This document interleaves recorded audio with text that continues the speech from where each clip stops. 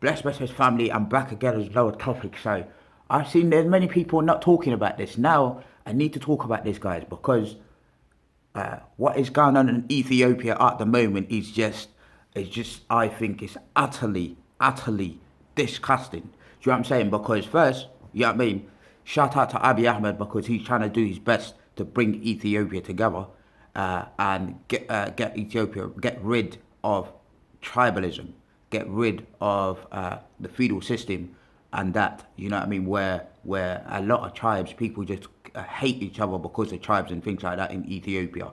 So what I've seen in the news, what I've seen outside is not just in the news. In reality, people are talking about the problems in Ethiopia. They're talking about, but the news are not giving it a fairer and equal, coverage, because they cover mainly, certain section of the news, and then they choose to alienate the government. They did alienate the government in Ethiopia, but they did not share it equally. Things like that. I see a lot of refugees right now flowing, and they went into Sudan border, and they crossed over to Gadaref and all those areas and things like that. And that's as a result of war. Of course, war is not the last reason. War is not the answer, guys. I think by sitting at a table and solving the problem, that would be the best things to do in Ethiopia or any African countries or any countries in the planet. But what I see, the news are not covering the things the right way to do. You know what I'm saying? I've got many Ethiopian friends. Yeah, I've got Ethiopian families, people that families, their blood from Ethiopia. Do you understand? So, and those people, they understand and they know exactly what's going on in the Ethiopian mainland at the moment. Yeah, but the news are not covering it. So I see the Ethiopian protesting right now. They said no more to fake news. They're saying that there's fake news, and I think that's true. What I see, just hands off Ethiopia. The news, they need to, hands off Ethiopia. You've been talking about it negatively for a long time. You've been talking about mainly about something that you don't want.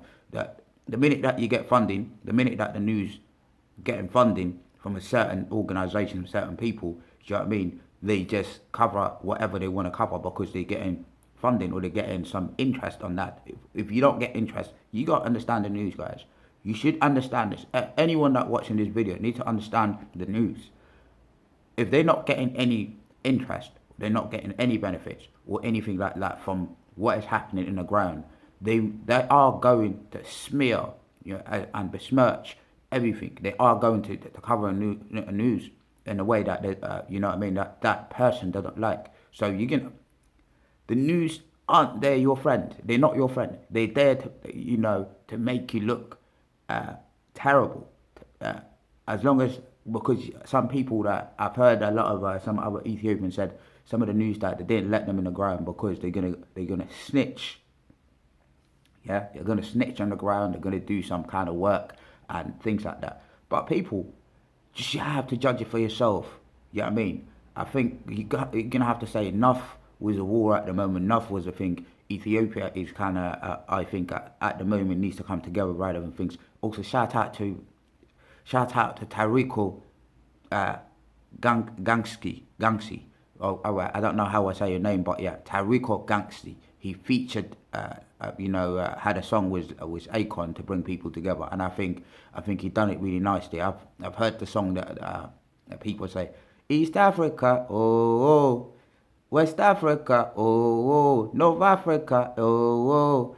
That's the song. I don't know, it's Tariku Gangsi featuring Akon, right? That song is brilliant. I think I've seen it there, and I can't believe my eye, because Akon is the only one within all these rappers, within all these silly wasteman's rappers, doing best for Africa, doing best for, I think at least for, for unification, to unite the people, rather than people just keep talking about war.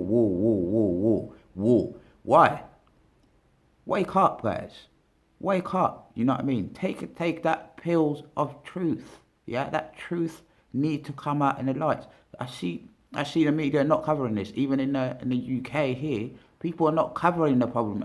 Ethiopian are protesting outside. They're saying that they don't need fake news. They need a fair share. They need an equal opportunity in explaining the problem to people outside so people can understand we're all humans. Yeah, we're all humans. So explain to people exactly what's going on in underground and things like that.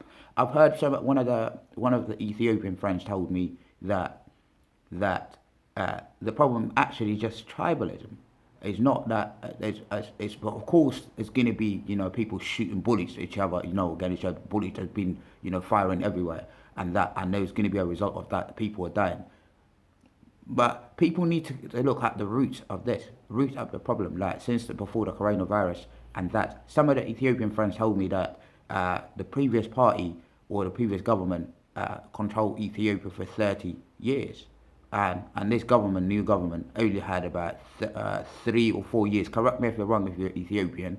And they are saying, so I personally, as a person here, when I look at it, we've got an election here in the UK every 5 years. Yeah, we've got an election. So what kind of government that stays 30 years? Yeah, and then new government comes along, stays for 4 years, or 2 years, or 3 years, and then the other government that because of tyranny or tyrannic government that stayed for 30 years, and then they will say to you, oh, they don't want to accept that. You don't want to accept that. I can see where it's coming, man.